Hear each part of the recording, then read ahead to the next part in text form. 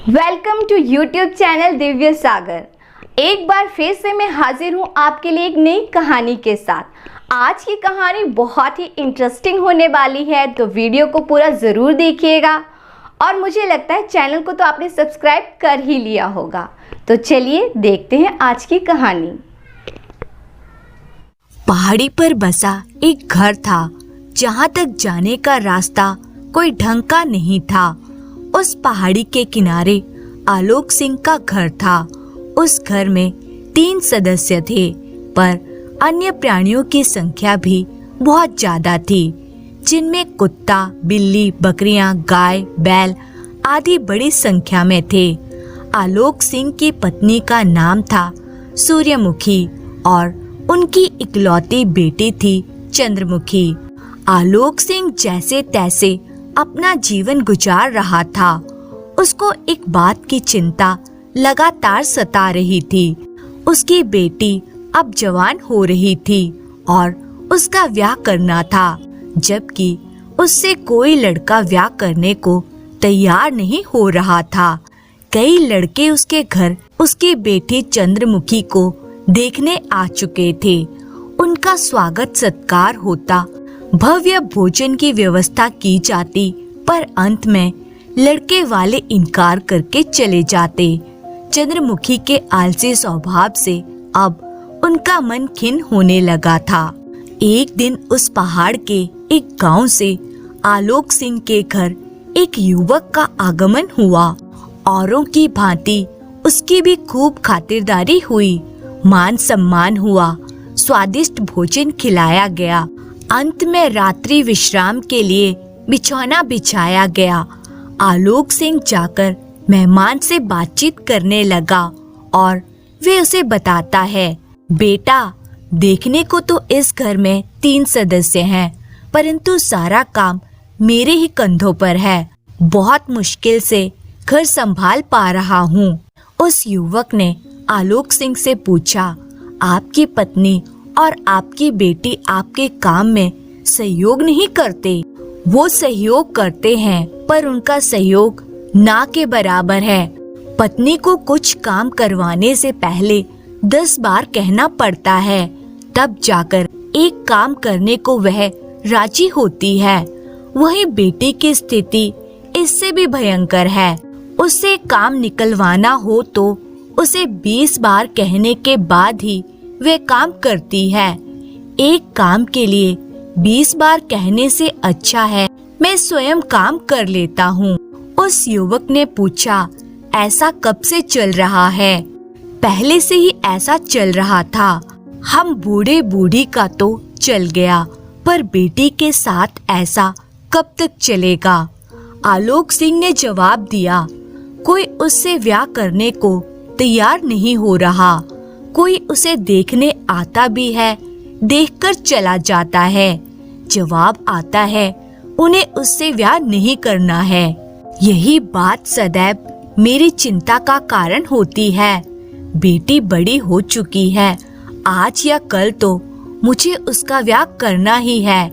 उसे ऐसे कब तक घर बिठाए रख सकता हूँ? मुझे समझ नहीं आता क्या करूँ। उस युवक को आलोक सिंह की चिंता वाजिब लगी। उसने कहा, देखिए, मैं भला गांव का लड़का, मेरे माता पिता भी नहीं हैं। आज तक मेरा ब्याह भी नहीं हुआ है।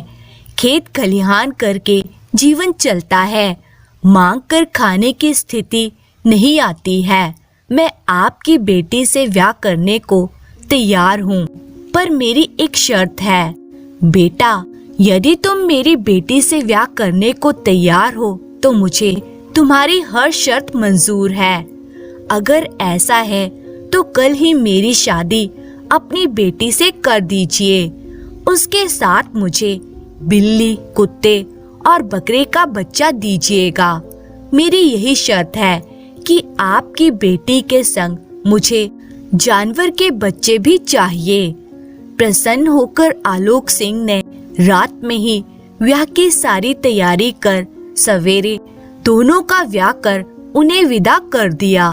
सांझ होने से पूर्व युवक दुल्हन को लिए अपने घर पहुंच गया। घर पहुंचकर युवक ने गाय बैलों के लिए घास की व्यवस्था की, भोजन तैयार किया, सबके लिए खाना परोसा, यहाँ तक कि कुत्ते, बिल्ली और बकरी को भी।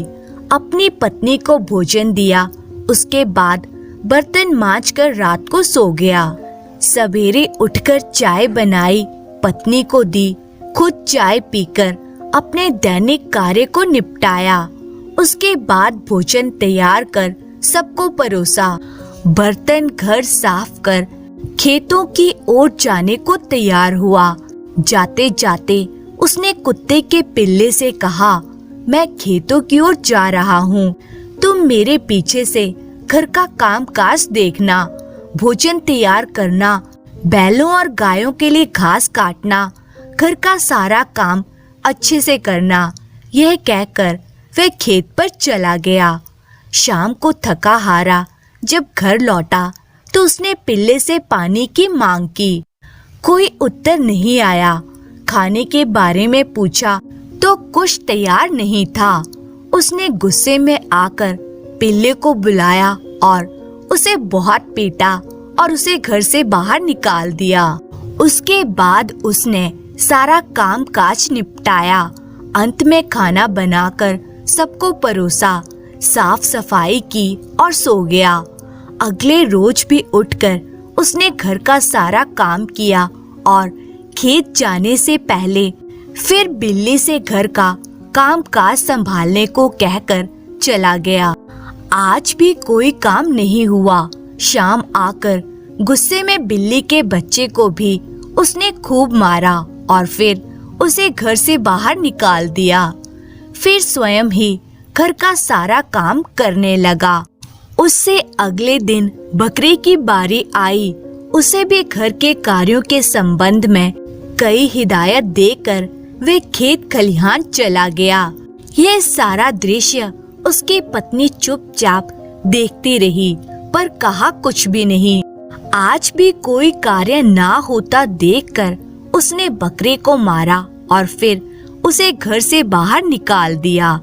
अगली सुबह सारा काम निपटाकर घर से निकलते हुए उसने पत्नी से कहा, देखो मैं खेतों की ओर जा रहा हूँ, घर का काम काज देख लेना, गायों को चारा दे देना, उनके लिए घास काटकर तैयार रखना, घर की साफ सफाई कर लेना और सबके लिए भोजन तैयार करना। तुमने देखा अन्यों ने अपना काम नहीं किया तो उनका क्या हश्र हुआ, इसलिए तुम समय पर अपना काम निपटा लेना। शाम को जब वह युवक लौटा और पानी के लिए पुकारा तो पत्नी डरते हुए तुरंत पानी ले आई। युवक ने घर और बाहर झांक कर देखा तो सारा काम ठीक था। दोनों ने भोजन किया और सो गए। अब धीरे धीरे युवक के बिना कहे ही उसकी पत्नी को काम करने की आदत पड़ती गई। पति बाहर का काम काज संभालता और पत्नी अंदर का। सब कुछ ठीक चल रहा था। शादी के बाद बेटी की कोई खोज खबर नहीं मिली। यह सोचकर एक रोज आलोक सिंह दामाद के घर आए। अपने ससुर को देखते ही उसने पत्नी से कहा, पिताजी के लिए चाय और खाने की कोई सामग्री ले आओ। बेटी सारा काम कर रही थी। आलोक सिंह अपनी बेटी में आए परिवर्तन को देखकर बड़े आश्चर्य में था। उन्होंने दामाद से कई बार जानना चाहा और पूछा, तुमने इतनी जल्दी और आसानी से अपनी पत्नी को बदल लिया, तो मुझे भी वह उपाय बताओ ताकि तुम्हारी सासू माँ भी एक ही वचन में सारा काम कर जाए तो कितना अच्छा होगा। दामाद ने ससुर जी से कहा, कल सवेरे आपको वह नुस्खा बताया जाएगा जिसके बलबूते पर मेरी पत्नी में वह परिवर्तन आया है। अब रात काफी हो चुकी है, आप निश्चिंत होकर सो जाइए। इतना कहकर दोनों सो गए। सवेरे युवक ने मिट्टी के फूटे बर्तन को इकट्ठा कर उसको तोड़कर धूल बनाया। वहीं दूसरी ओर कुछ गीली मिट्टी ले आया तत्पश्चात उसने अपने ससुर को बुलाया और कहा, आप उस फूटे हुए मटके के मिट्टी से घड़ा या कुछ बनाइए, मैं इस गीली मिट्टी से कुछ बनाता हूँ। युवक ने उस गीली मिट्टी से कई आकार के बर्तन बना डाले, जबकि ससुर जी उस पक्की मिट्टी के चूरे से कोशिश करके भी कुछ बना नहीं पाया। अंत में अपनी असफलता स्वीकार करने पर युवक ने कहा, एक बार जो मिट्टी पक चुकी है उसे बदलना या उससे अन्य निर्माण कार्य करना आसान नहीं है, जबकि किसी भी गीली और कच्ची अवस्था में हम उसे बदलकर आसानी से कोई भी आकार दे सकते हैं। ऐसा कहकर युवक ने अपने ससुर से कहा, अब सासू माँ के जीवन में परिवर्तन की उम्मीद करना बेकार है, क्योंकि अब उसमें इतनी नरमी होती ही नहीं कि कोई परिवर्तन लाया जा सके। धन्यवाद।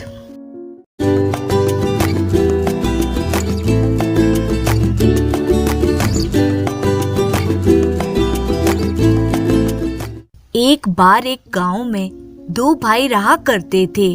उनका नाम था चांगी और मांगी। कहने को तो वे दोनों सगे भाई थे, परंतु उनकी आदत एक दूसरे के विपरीत थी। चांगी बहुत उदार और नेक दिल था। वे अपने बड़ों का आदर और छोटों से प्यार करता था। उसने खूब मेहनत करके अपार धन कमाया था। उसके यहाँ अनेक नौकर चाकर थे। वे अपने नौकरों के प्रति बहुत दयावान था। नौकरों की परेशानी में उनकी सहायता करता था। इस कारण उसके नौकर उसे दिल से प्यार करते थे। इसके ठीक विपरीत मांगी क्रूर स्वभाव का था। उसमें दया और प्रेम की भावना लेश मात्र भी नहीं थी। वे अकड़ू और कठोर इंसान था, परंतु व्यापार के मामले में किस्मत ने उसका साथ दिया था। इस कारण उसका व्यापार खूब फल फूल रहा था। उसके यहाँ नौकर तो बहुत थे, परंतु कोई अंदर से खुश नहीं था। मांगी अपने नौकरों से सुबह से शाम तक काम करवाता, परंतु तनख्वाह बहुत कम देता था। नौकरों के बीमार होने पर वे उन्हें छुट्टी भी नहीं देता था। यदि किसी नौकर के परिवार में कोई बीमार हो अथवा कोई परेशानी हो, मांगी उसके कोई भी सहायता करने से इनकार कर देता था। कई बार दुखी होकर कुछ नौकर मांगी का काम छोड़ने की सोचते थे, परंतु अपने मालिक के साथ नमक हरामी करना पसंद नहीं करते थे। वे कहते थे कि हम जब तक जिंदा रहेंगे मालिक की सेवा करते रहेंगे। मालिक चाहे जैसा भी हो, वे हमारा अन्नदाता होता है। उसकी सेवा करना हमारा फर्ज है। इसी कारण कोई भी नौकर उसके यहाँ दुख सहते हुए भी नौकरी छोड़कर नहीं जाता था। चांगी यह देखकर मन ही मन बहुत दुखी होता था कि मांगी के सारे नौकर इतना कष्ट पा रहे हैं। चांगी ने कई बार अपने भाई को समझाने की कोशिश की, परंतु वे कुछ समझता ही नहीं था। धीरे धीरे मांगी का व्यापार चौपट होता जा रहा था। उसके बुरे व्यवहार व रूखी भाषा के कारण सभी लोग उससे व्यापार करने में कतराने लगे थे। एक दिन चांगी ने मांगी से कहा, भाई, ईश्वर का दिया हम लोगों के पास सब कुछ है, फिर भी तुम अपने नौकरों से इतना बुरा व्यवहार क्यों करते हो? मांगी थोड़ा क्रोधित होते हुए बोला, मैं तो किसी से दुर्व्यवहार नहीं करता, तुम यूं ही मुझ पर आरोप लगा रहे हो। चांगी ने कहा, मैं जानता हूँ कि तुम्हारे नौकर बहुत दुखी हैं। यदि तुम अपने नौकरों को ठीक तनख्वाह देकर मीठा व्यवहार नहीं कर सकते, तो तुम किसी और शहर में जाकर अपना व्यापार शुरू कर दो। मुझसे अपनी आंखों के सामने ऐसा व्यवहार देखा नहीं जाता। तुम्हारे जाने के बाद मैं तुम्हारे नौकरों को अपने पास रख लूंगा। यह सुनकर मांगी ने अपने भाई को बहुत भला बुरा कहा और चांगी चुपचाप वहां से चला गया। चांगी अपने भाई को सुधारने के लिए कोई उपाय सोचने लगा। एक दिन वह विचारों में खोया था।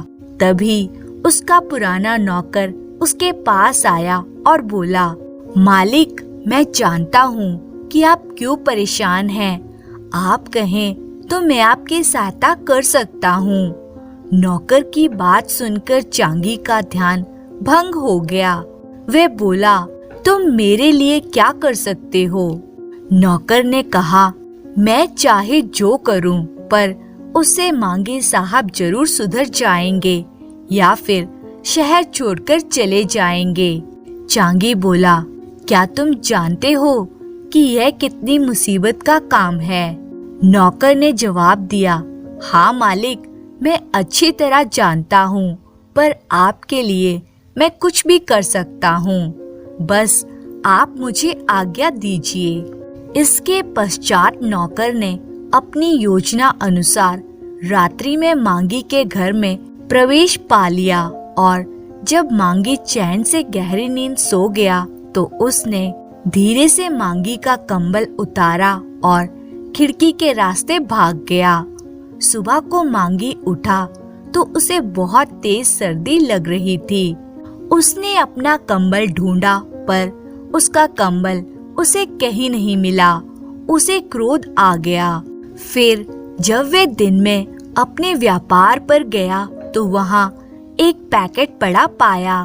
मांगी ने पैकेट खोला तो उसका कंबल वहाँ रखा था। उस पर एक पर्ची लगी थी जिस पर लिखा था, अपने लोगों से व्यवहार सुधार लें वरना छोड़ूंगा नहीं। मांगी को लगा कि जरूर ये उसके नौकरों की चाल है। अगले दिन वे अपने कमरे के भीतर सोया, परंतु जब सुबह उठा तो यह देखकर हैरान रह गया कि उसका तकिया गायब है। उसे बड़ा क्रोध आने लगा। उसने नौकरों को अच्छी खासी डांट लगाई, परंतु नौकर शिष्टाचारवश माफी मांगते रहे और कुछ न बोले। मांगी व्यापार को जाने के लिए तैयार हो रहा था कि तभी कोई उसके दरवाजे पर एक बड़ा पैकेट छोड़ गया। उसने देखा कि उसके सारे नौकर उसके ही सामने खड़े थे। उसने धड़कते दिल से पैकेट खोला तो देखा कि उसमें उसका तकिया रखा था जिस पर एक पर्ची लगी थी। पर्ची पर लिखा था, अपना व्यवहार बदल लो वरना। मांगी यह पढ़कर डर गया। अगले दिन वे रात्रि होने पर बहुत देर तक जागता रहा ताकि वे तकिया कंबल ले जाने वाले को पकड़ सके, परंतु आधी रात्रि तक कोई नहीं आया। वह बैठा इंतजार करता रहा कि ना जाने कब उसे नींद आ गई। मांगी सुबह को उठा तो उसने देखा कि उसका बिस्तर सही सलामत है। वह बहुत खुश हुआ। तभी उसको देखकर उसका एक नौकर हंसने लगा। उसे बड़ा क्रोध आया। उसके बाद जो भी उसे मिलता उसे देखकर हंसने लगता। मांगी को कुछ भी समझ में ना आया। कुछ देर बाद जब वह शीशे के सामने गया तो उसे हकीकत मालूम हुई। मांगी डर के मारे थर-थर कांपने लगा। कोई उसके मुंह पर काला रंग करके चला गया था। मांगी को समझ में नहीं आ रहा था कि वह क्या करे। उसको लगने लगा कि यदि कोई उसके मुंह पर कालक पोत सकता है तो कल को उसकी गर्दन भी काट सकता है। उसने तुरंत नौकरों को आदेश दिया, मेरा सारा सामान बांध दो, मैं दूसरे शहर में जाकर व्यापार करना चाहता हूँ। नौकर कुछ समझ ही न सके।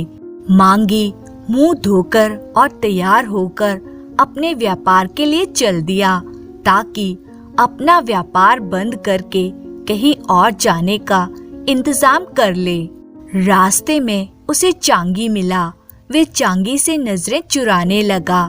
चांगी ने उसे रोक लिया और पूछा, तुम इतने घबराए हुए कहाँ जा रहे हो? मांगी बोला, भाई तुम ठीक कहते थे, मैंने भी अब निर्णय कर लिया है कि मैं अपना व्यापार दूसरे शहर में जाकर करूँगा। चांगी ने बहुत पूछा, तब जाकर मांगी ने उसे सारी घटना बता दी।